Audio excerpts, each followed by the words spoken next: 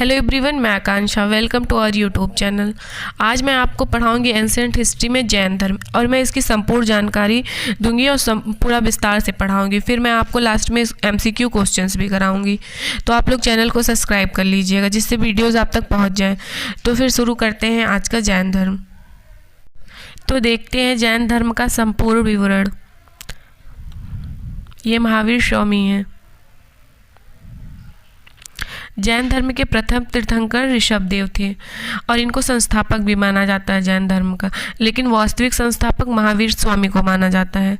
6ठी सदी के उत्तरार्ध में लोहे का प्रयोग बढ़ने से मध्य गंगा के मैदान में लोग अधिक संख्या में बसने लगे तथा लोहे के औजार के प्रयोग से जंगलों की सफाई, खेती और बड़ी बड़ी अस्थायी बस्तियों का निर्माण संभव हुआ।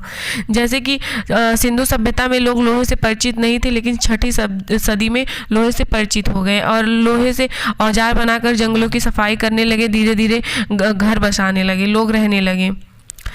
अब देखते इस काल में को नए नए नगरों की स्थापना हुई। इस काल में पूर्वोत्तर भारत में अनेक नगरों की स्थापना हुई थी। जैसे पहला था कौशाम्बी, जो प्रयाग के समीप है, उत्तर प्रदेश में है, और कुशीनगर जो देवरिया जिला, वो भी उत्तर प्रदेश में है। वाराणसी जो उत्तर प्रदेश में, वैशाली इसी का नाम बिहार है।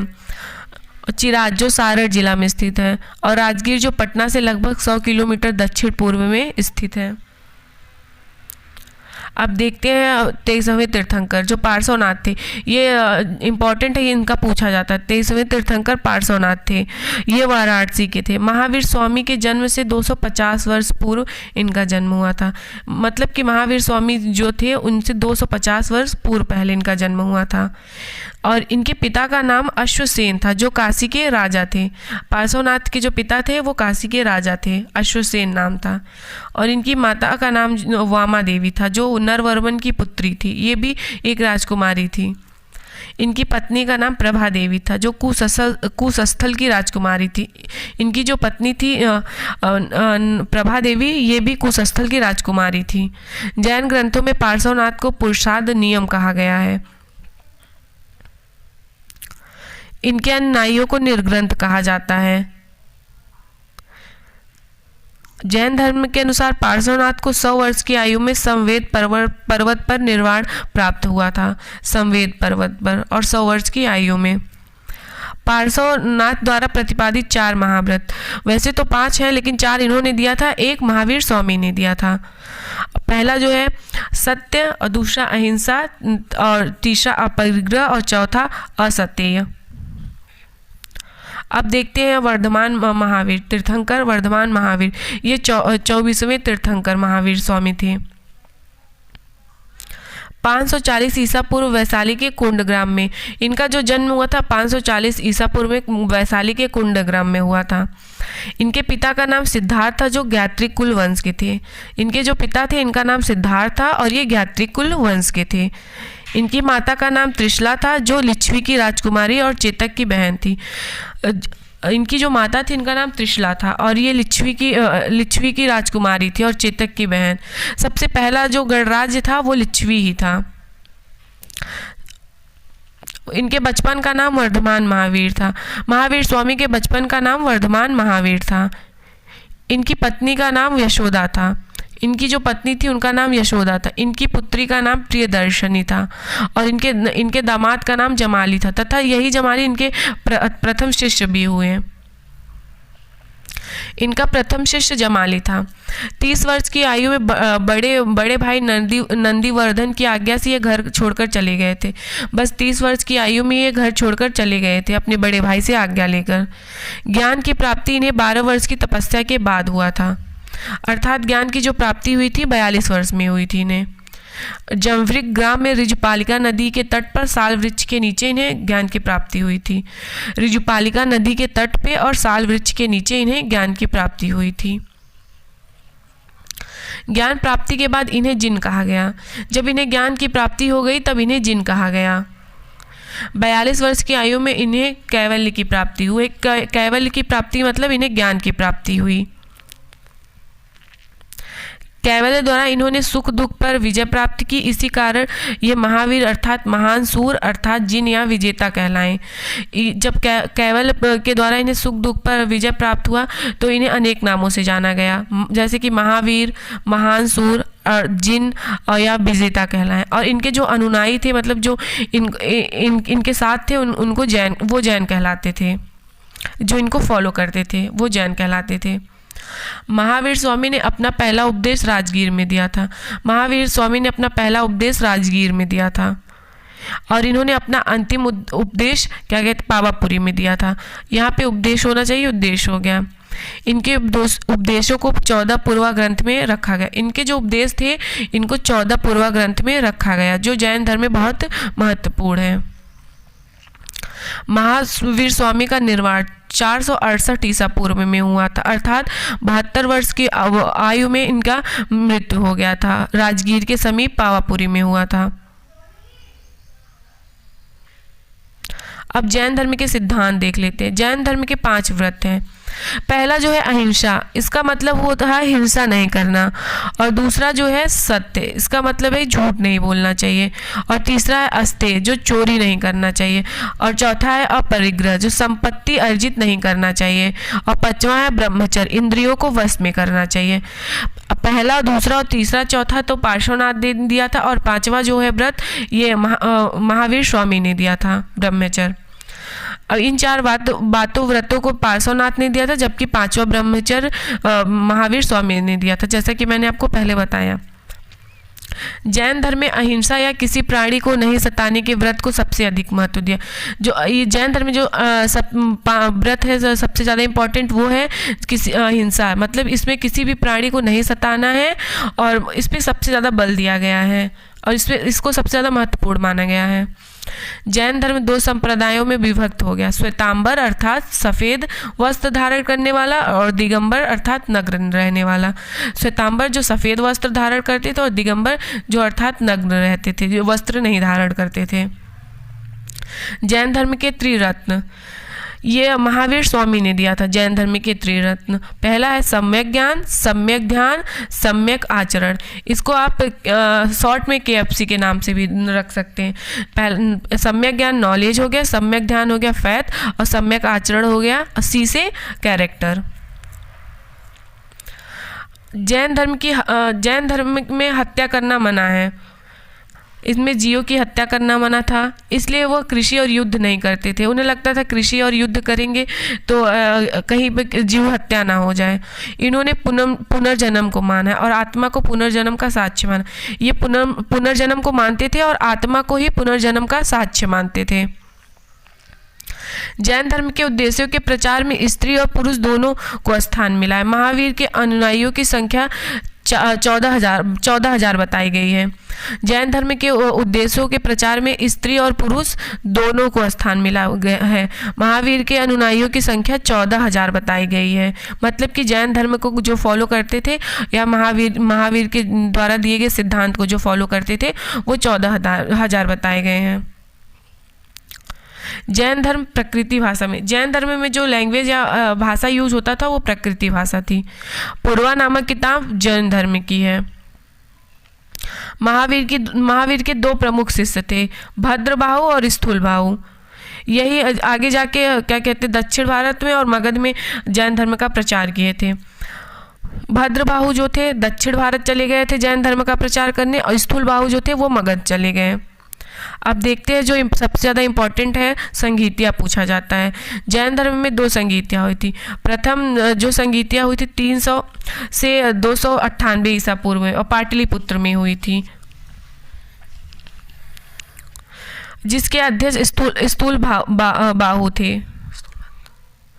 द्वितीय संगीति 512 ईस्वी में हुआ था, गुजरात के बल्लवी नामक स्थान पर हुआ, जिसके अध्यक्ष देवार्धी क्षमा श्रवण थे।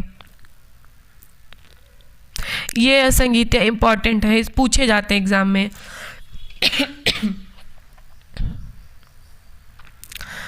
कर्नाटक में जैन धर्म का प्रचार सम्राट चंद्रगुप्त मौर्य ने 322 से 298 ईसा पूर्व में किया।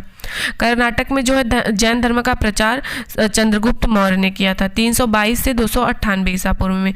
मौर्य साम्राज्य की स्थापना भी चंद्रगुप्त मौर्य करते हैं। अब प्रमुख जैन तीर्थंकर एवं उनके प्रतीक देख लेते हैं। पहले तीर्थंकर जो थे वो ऋषभदेव थे। इनका जो प्रतीक था सांड या वृषभ, और दूसरे अजीतनाथ थे, इनका जो प्रतीक था हाथी। और तीसरे जो शांतिनाथ ये 16वें तीर्थंकर थे, इनका जो प्रतीक था हिरण। और चौथे नंबर पार्श्वनाथ, ये 23वें तीर्थंकर थे, इनका जो वो प्रतीक था वो सांप था। पांचवें जो तीर्थंकर थे 24वें, इनका महावीर स्वामी, इनका जो प्रतीक था वो सिंह था। अब कुछ इंपॉर्टेंट और देख लेते हैं। भद्रबाहु ने कल्पसूत्र को संस्कृत भाषा में लिखा था। भद्रबाहु जो क्या कहते हैं महावीर स्वामी के वो शिष्य थे, इन्होंने संस्कृत भाषा में कल्पसूत्र को लिखा था। भगवती सूत्र महावीर जी के जीवन पर प्रकाश डालते हैं। जो भगवती सूत्र है महावीर जी के जीवन के पे प्रकाश डालते हैं। और भगवती सूत्र में 16 महाजनपदों का उल्लेख भी मिलता है। अब देख लेते हैं इंपॉर्टेंट क्वेश्चन जो एग्जाम में पूछे जाते हैं। तो आप लोग इसका आंसर बताइए, क्योंकि अभी मैंने आपको इसको बताया है। पहला क्वेश्चन है जैन धर्म में कुल कितने तीर्थंकर हुए? Option A 22, option B 23, option C 24, option D 25। तो इसका राइट आंसर है 24, ऑप्शन सी। 24वें तीर्थंकर वो महावीर स्वामी थे। अगला क्वेश्चन है क्वेश्चन नंबर 2, जैन धर्म के पहले तीर्थंकर कौन थे? तो जैन धर्म के पहले तीर्थंकर ऋषभदेव थे। ऋषभदेव को ही आदिनाथ के नाम से ही जाना जाता है। तीसरा क्वेश्चन है जैन धर्म के असली संस्थापक कौन माने जाते हैं? पहला ऑप्शन है महावीर स्वामी, दूसरा पार्श्वनाथ, तीसरा आदिनाथ, और ऑप्शन डी है इनमें से कोई नहीं। तो इस महावीर स्वामी ऑप्शन ए सही है। महावीर स्वामी को वास्तविक संस्थापक माना जाता है। महावीर स्वामी का जन्म कहाँ हुआ था? Option A Magadh, option B Pawapuri, option C Kundagram, option D Kapilavastu. तो ये हुआ था ऑप्शन सी कुंडाग्राम में हुआ था। महावीर का जन्म किस क्षत्रिय गोत्र में हुआ था? Option A Licchavi, option B Shallas, option C Shakya, option D Jnatrika. इनकी जो माता थी वो लिच्छवी वंश की थी, लेकिन इनके पिता ज्ञात्रिक वंश, इसलिए ये इनका जन्म ज्ञात्रिक वंश में हुआ था। अगला क्वेश्चन है क्वेश्चन नंबर 6, महावीर की माता कौन थी? त्रिशला, देवानंदी, यशोदा, प्रियदर्शनी। तो इनकी माता का नाम त्रिशला था, और इनकी जो वाइफ थी पत्नी, उनका नाम यशोदा, और इनकी पुत्री का नाम प्रियदर्शनी था। क्वेश्चन है क्वेश्चन नंबर 7, महावीर की मृत्यु कहाँ हुई थी? ऑप्शन ए श्रवणबेलगोला, और दूसरा Lumbini, option C Pawapuri, option D Pataliputra. तो इनका जो मृत्यु हुआ था पावापुरी में हुआ था। अंतिम समय में महावीर स्वामी पावापुरी में ही थे। क्वेश्चन नंबर 8 है महावीर का मूल नाम क्या था? मूल नाम से तात्पर्य है इनका बचपन का क्या नाम था? Option A Gautam, option B Vardhaman, option C Siddhartha, option D इनमें से कोई नहीं। तो इनका बचपन का नाम वर्धमान था। गौतम बुद्ध जो थे उनका बचपन का नाम सिद्धार्थ था, और महावीर स्वामी का नाम वर्धमान था। क्वेश्चन नंबर 9 है जियो और जीर्णोदय किसने कहा है? Option A Gautam Buddha, option B Mahavir Swami, option C Vinoba Bhave, option D Mahatma Gandhi. तो ये महावीर स्वामी ने कहा था जियो और जीर्णोदय। क्वेश्चन नंबर 10 है जैन धर्म में संपूर्ण ज्ञान के लिए क्या शब्द है? निर्वाण, जीन, रत्न, कैवल। तो संपूर्ण ज्ञान के लिए कैवल शब्द का प्रयोग किया गया है, ऑप्शन डी। अगला क्वेश्चन है क्वेश्चन नंबर 11, महावीर एवं बुद्ध दोनों ने किसके शासनकाल में उपदेश दिया? तो मगध के राजा बिंबिसार के शासनकाल में महावीर और बुद्ध दोनों अपना उपदेश दिए थे। क्वेश्चन नंबर 12 है जैन साहित्य को क्या कहते हैं? आगम, त्रिपिटक, वेद, आयुष, आर्य सूत्र। तो इसका आंसर है ऑप्शन ए आगम। अगला क्वेश्चन है क्वेश्चन नंबर 13, भगवान महावीर का प्रथम शिष्य कौन था? प्रभास, यशोद, जमाली, विपिन। तो इनका प्रथम जो शिष्य था जमाली, इनका दामाद था ये, इनकी बेटी जो प्रियदर्शनी थे उसके पति थे ये जमाली। अगला क्वेश्चन नंबर 14, जैन समुदाय में प्रथम विभाजन के श्वेतांबर संप्रदाय के संस्थापक कौन थे? यहाँ जन हो गया, यहाँ जैन होना चाहिए, मतलब कि श्वेतांबर संप्रदाय के संस्थापक कौन है? तो श्वेतांबर संस्था के स्थूलबाहु माने जाते हैं। अगला क्वेश्चन है क्वेश्चन नंबर 15, प्रथम जैन संगीति का आयोजन कहाँ हुआ था? तो प्रथम जैन संगीति का आयोजन पाटलिपुत्र में हुआ था। और अगला क्वेश्चन है क्वेश्चन नंबर 16, द्वितीय जैन संगीति का आयोजन कहाँ हुआ था? तो ये गुजरात के वल्लभी में हुआ था। क्वेश्चन नंबर 17 है, अणुव्रत शब्द किस धर्म से जुड़ा है? पहला जैन धर्म, दूसरा बौद्ध धर्म, चौथा हिंदू धर्म, इनमें से कोई नहीं, ऑप्शन डी। तो इसका आंसर है ऑप्शन ए, जैन धर्म से। अगला क्वेश्चन है क्वेश्चन नंबर 18, महावीर के मृत्यु के बाद जैन समुदाय का अगला अध्यक्ष कौन बना? वज्र स्वामी, शुद्धवर्मन, मल्लीनाथ, ऑप्शन डी गोसाल। तो ये शुद्धवर्मन बना, शुद्धवर्मन इनको बोला जाता है, यहाँ पे मिसप्रिंट हो गया है। भद्रबाहु ने किया था, ऑप्शन बी, कल्पसूत्र की रचना भद्रबाहु ने किया था। क्वेश्चन नंबर 20 है, स्वामी महावीर की भिक्षुणी संघ की प्रधान कौन थी? इसका मतलब है जो स्वामी महावीर थी, इनकी भिक्षुणी संघ की प्रधान कौन थी, मेन कौन थी? तो ये चंदना थी। इस प्रकार जैन धर्म समाप्त होता है और मैंने आपको इम्पोर्टेंट क्वेश्चन भी बता दिया। आप लोग चैनल को सब्सक्राइब कर लीजिएगा। Thank you everyone. आप लोग मुझे सपोर्ट करिएगा और मैं आपको डेली ऐसे ही इम्पोर्टेंट टॉपिक कराऊंगी। Thank you.